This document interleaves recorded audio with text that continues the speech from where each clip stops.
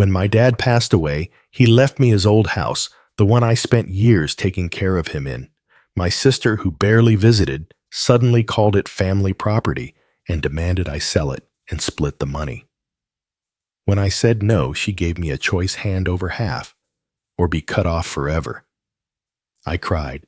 I begged. I nearly gave in. But then I realized if she could walk away from me so easily, maybe she didn't deserve anything. So I gave her the one thing she truly earned: absolutely nothing. My name is Olivia, and I've never been the kind of person to ask for much. I'm the quiet type, the one who remembers birthdays, shows up on time, and stays behind to help clean up. For most of my life, I flew under the radar. But when my dad got sick, everything changed. Dad was diagnosed with Parkinson's 7 years ago. At the time, I was living just a few blocks away from him, working as a freelance graphic designer. My sister, Rachel, lived in Arizona with her husband and 2 kids. She had a good job in marketing, a big house, and a calendar so full you had to schedule a phone call weeks in advance. When the diagnosis came, I didn't hesitate. I moved back into our childhood home to take care of Dad full-time. It wasn't glamorous, helping him with meals, medications, doctor visits, and on the worst days, helping him to the bathroom. But it was what he needed, and it felt right. Rachel sent flowers when he had surgery. She called on holidays. Once she visited for a weekend, and I remember how she seemed uncomfortable in the house, like it was too small, too quiet, too real. She made a few passive-aggressive comments about how I didn't have a real job and how she was glad someone had the time to take care of Dad. I brushed it off. That was always Rachel: ambitious, polished, and quick to criticize. Still, I never held it against her. People live different lives. I didn't expect her to drop everything like I did. But I also didn't expect her to act like she was entitled to the same piece of the pie when she hadn't lifted a finger. Dad and I grew incredibly close during those years. We spent hours watching old movies, reminiscing about family trips, and just sitting in the backyard watching the seasons change. He used to say, "You've given me dignity, Liv. That's worth more than anything." And when he started declining fast, he made it clear he wanted the house to go to me. "I know it's not much," he told me one night, barely audible through his raspy voice, "but I want you to have it. You've earned it." He even had the will, updated, signed, and notarized. Everything was clear and legal. The house was mine. Not out of favoritism, but out of gratitude, love, and practicality. He knew I had nowhere else to go. He knew I had sacrificed years of my life income and career for him. When he passed, I was devastated. I hadn't just lost a parent, I had lost my best friend. The funeral was quiet. Rachel flew in the day before and left the day after. She gave a lovely eulogy, all surface-level memories and rehearsed emotions. People said it was touching. I thought it sounded hollow. After the service, I stayed behind to sort through Dad's things. That's when Rachel called. "I've been thinking," she said, her voice unusually tight. "Dad's house. It should be shared. It's only fair." I blinked, stunned. "What are you talking about?" "He left it to me in the will." "I know," she said, sighing like I was being difficult. "But wills aren't always fair. That house is part of our family legacy. I think we should sell it and split the money." For a moment, I didn't know what to say. My grief was still raw. I hadn't even taken down the sympathy cards. And here she was talking about liquidation like we were business partners. "Rachel, I lived here. I took care of him. You know that." She went quiet, then delivered the line that changed everything. "Well, if you're going to be selfish about it, then maybe we shouldn't speak anymore." And just like that, she hung up. I sat there in the living room surrounded by Dad's old records and sweaters, feeling like I'd been punched. My sister, my only sibling, was willing to cut ties over a house she hadn't set foot in for more than a weekend in the last decade. Over the next few weeks, things got uglier. Rachel started calling other relatives, our cousins, our aunts, and telling them I was refusing to honor Dad's memory. She made it sound like I had stolen something. People began texting me vague, judgmental messages like, "I hope you're doing the right thing," and "family is more important than property." I didn't know how to defend myself without sounding petty. I tried to explain, but no one wanted to hear the full story. It was easier to believe the one Rachel was spinning, the one where I was greedy, cold-hearted, and holding the family hostage over real estate. And the worst part, I started to believe it too. I tried to ignore the whispers. I tried to pretend it would blow over, but it didn't. Rachel was relentless. She sent me a formal letter a week later, written on the letterhead of some small law firm her husband's friend worked at. It wasn't a lawsuit, just a request for amicable resolution about the equitable distribution of inherited property. The language was so cold, so calculated. I felt like I was reading a contract for a merger, not a note from my sister. I didn't respond right away. I was still grieving, still trying to get through the day without crying in the middle of folding laundry or walking past Dad's empty recliner. But Rachel didn't wait. She began calling our extended family, twisting the story until I was the villain. "She's hoarding everything Dad left behind," she told our Aunt Marie, who then called me furious. "You two were raised better than this. Your father would be ashamed." "No, Aunt Marie, he don't start," she snapped. "Rachel said she even offered to pay for the repairs on the place. You refused." "What kind of person does that?"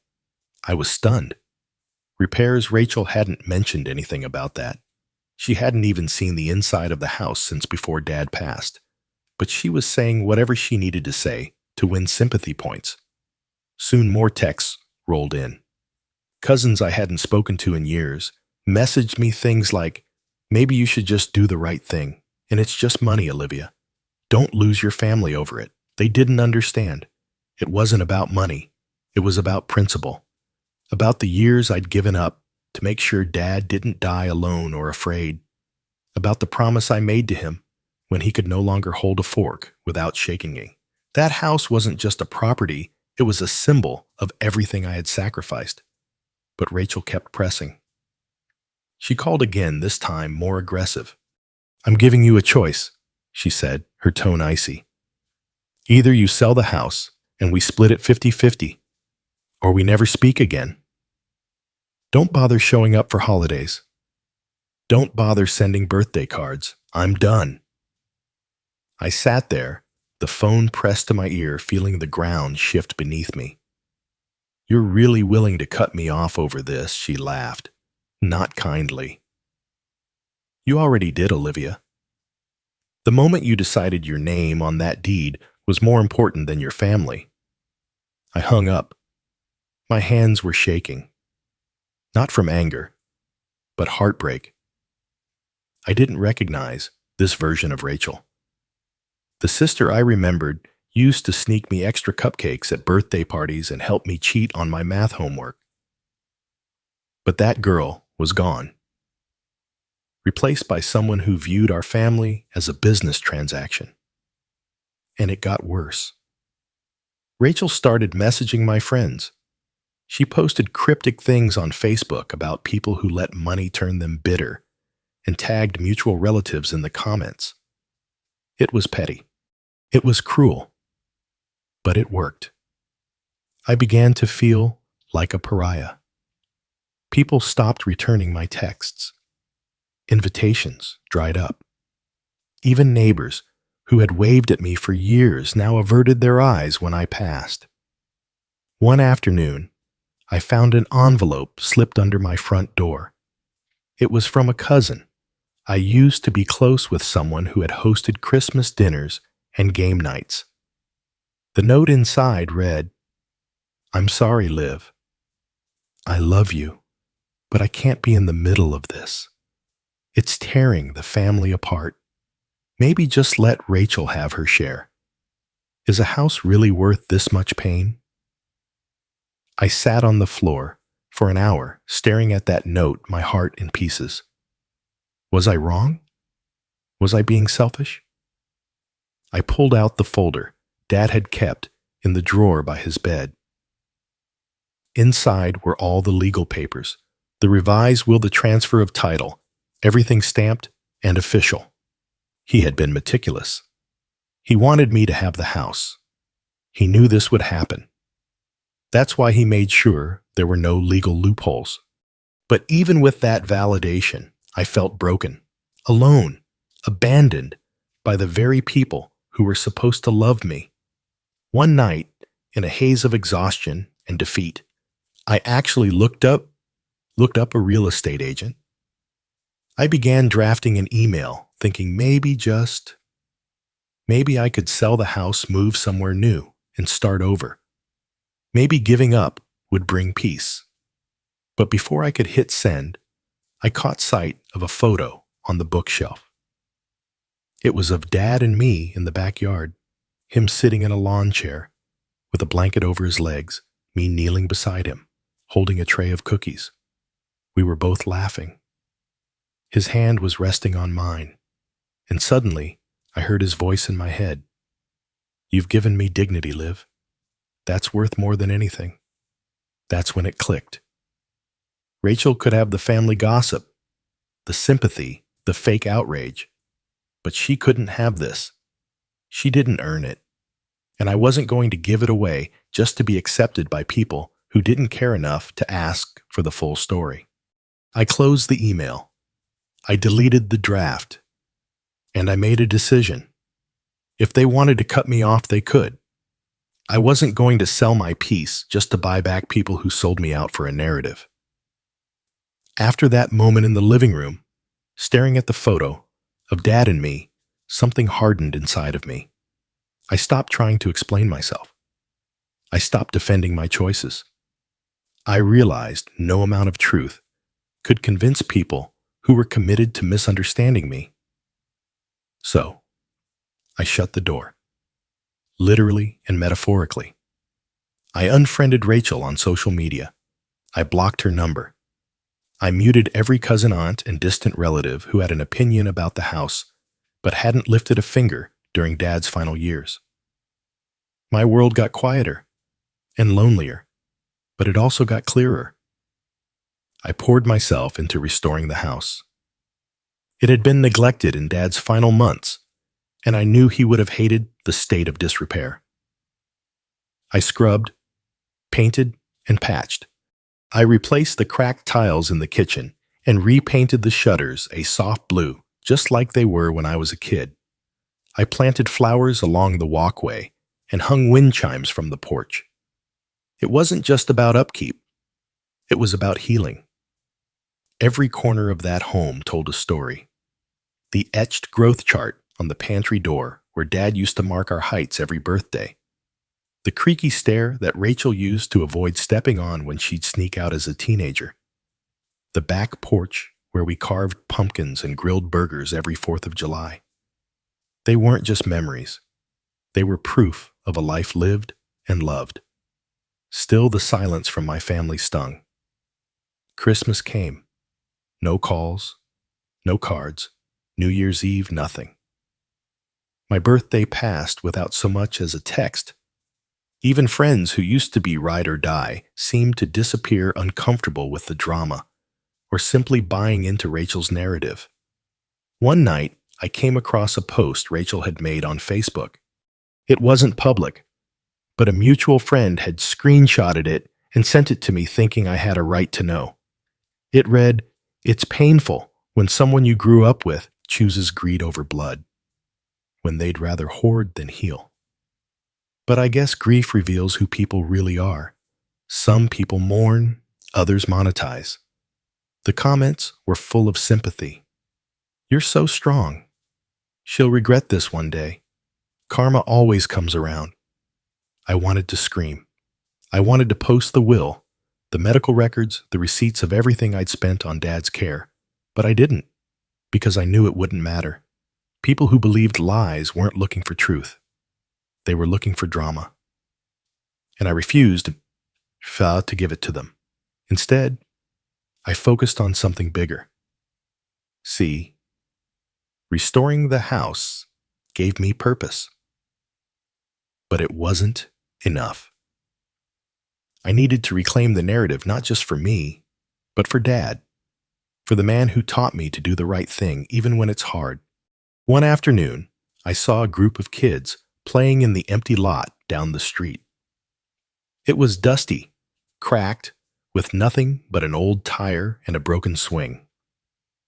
I walked by every day and watched them invent games out of sticks and bottle caps. Their laughter was contagious, but something about it ached inside me. That's when an idea started to form. What if this house could be more than a home? What if it could be a place, a safe space, a sanctuary, a tribute? I started small. I put up a sign. Free art classes for kids, Saturdays at 10 a.m. No sign-up needed, just show up. I cleared out the living room, rolled up the rugs, and bought folding tables from a thrift store. I used my own art supplies, at first pastels, markers, crayons. That first Saturday, 5 kids showed up. By the third week, there were 12. Word spread. Parents started dropping by to say thank you. A local librarian offered to donate books. One of my old high school teachers heard about it and came by with a box of board games and puzzles. Every weekend, the house was full of laughter, paper scraps, glue, and joy. I named it the Blue Porch Project. Soon I started a small blog to document the classes. I posted photos of the kids' art short stories about their progress and reflections about my journey. I didn't mention Rachel. I didn't mention the inheritance. I just focused on the mission, turning grief into growth. One day, the local paper emailed me. A reporter had stumbled across the blog and wanted to do a feature. I almost declined. But then I thought about Dad. He always said, "Your story matters, Liv, even if it only helps one person." So I said yes. The article came out 2 weeks later, A House of Healing. How one woman turned a loss into community. The response was overwhelming. Donations poured in art supplies, books, even small grants. A retired teacher offered to help with reading sessions. Someone sent a check for $1,000. I cried opening the envelope. Then, something unexpected happened. A national nonprofit that supports educational initiatives reached out. They offered to sponsor the Blue Porch Project, providing a year's worth of supplies and funding for after-school programs. I couldn't believe it. The house that once divided my family had become a lighthouse for a new one, and the joy it brought was real tangible. Kids who had never held a paintbrush were painting murals.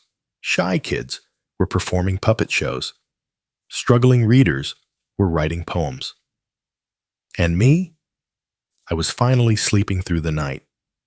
But of course, the more visibility the project got, the more likely it was that Rachel would see it. And she did. I got the email late one Thursday night. Subject, can we talk message? I saw the article. I had no idea you were doing all this. I'm really impressed.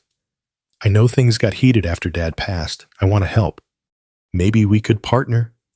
I could help write grants or coordinate volunteers. I just want to be part of this. I stared at the screen. Part of me felt vindicated. Part of me felt tempted. Maybe this was the olive branch I'd been waiting for. But then I remembered she didn't just argue with me. She weaponized my grief. She turned my family against me. She tried to shame me into giving up the last thing Dad gave me. You don't get to light the match and then ask to dance around the fire. I closed the email, took a deep breath, and replied with one sentence, "You gave up on me for money. I won't sell my peace for an apology." Then I hit send, and just like that, the last tie to my old life snapped, not in anger, not in spite, but in peace. I walked out onto the porch. The kids had just left their chalk drawings still bright on the driveway. I sat down on the steps, the wind chimes singing above me, and felt something I hadn't felt in a long time: free. A few days after I sent that email, I received a message from a cousin I hadn't spoken to in months. It simply said, "You should see this." Attached was a link to a private Facebook group titled Justice for Rachel. I clicked it. What I found was surreal. The group had over 200 members, mostly extended family, old acquaintances, even some people from our hometown. Rachel had been airing her version of events, painting herself as the betrayed sister, the victim of my selfishness. There were posts accusing me of manipulating Dad, of pressuring him into giving me the house, even of forging the will. One comment said, "If I were Rachel, I'd take her to court." Another read, "Can't believe Olivia is using that house for publicity. Her father must be turning in his grave." My stomach twisted. It was all lies. And yet, these people believed them, supported them. At first I felt exposed. Then I felt furious. But eventually I felt something else: clarity. Rachel hadn't changed. She didn't reach out because she regretted hurting me. She reached out because she saw the project thriving and wanted to take credit, maybe even control it. That night, I pulled out the old safe Dad kept under his bed. Inside was the original will, notarized and dated. But there was more. Letters, dozens of them. They were addressed to me. Some were short notes he'd written, but never given me words of encouragement. Memories of our time together, even advice for when he was gone. Others were longer, written in the last few months of his life, chronicling his pain, his love, and most importantly, his intentions. One letter dated just 2 weeks before he passed read, "I know this house will be a burden and a blessing. I leave it to you because you've earned it, not through blood, but through care. If anyone questions that, let them read this." He had signed it, his handwriting shaky but firm. I scanned the letter along with a few others and added them to the blog, not with bitterness, not to attack Rachel, but to anchor the truth. The post went viral.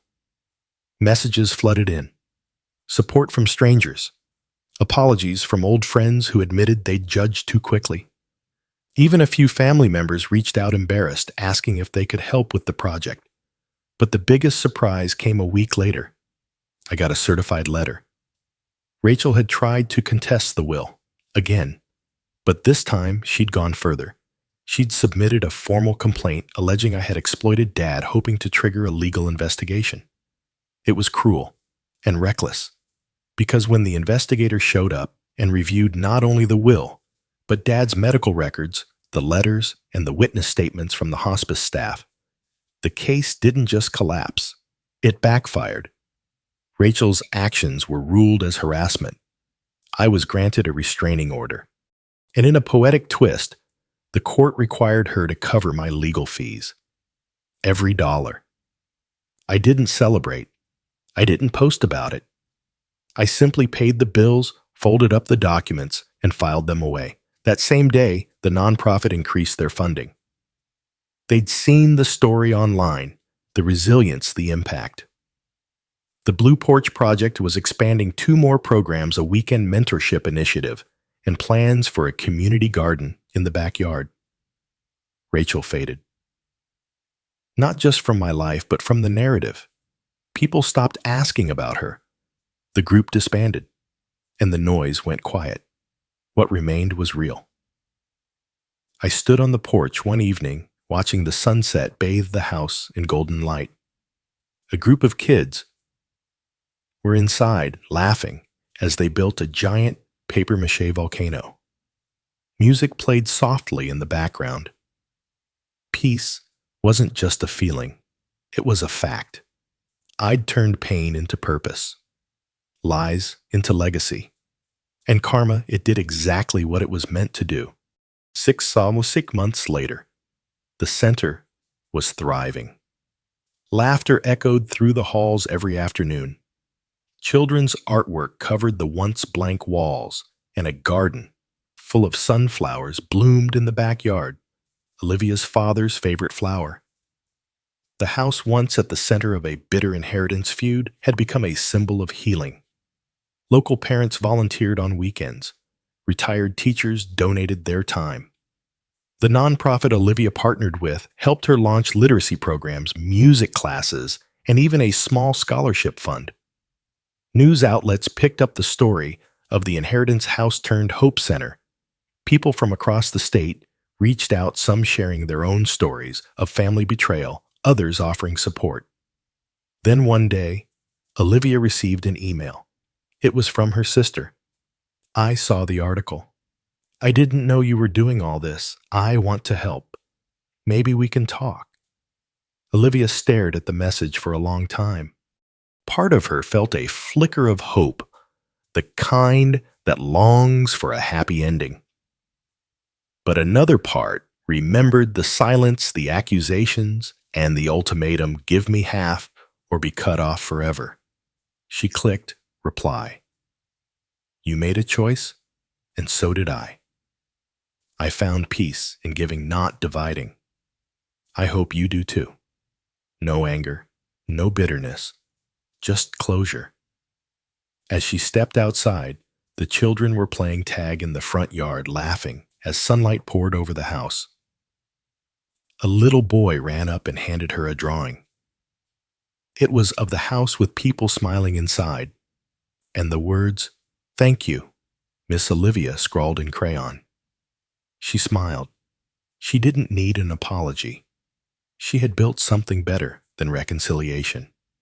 She had built purpose, and that was enough.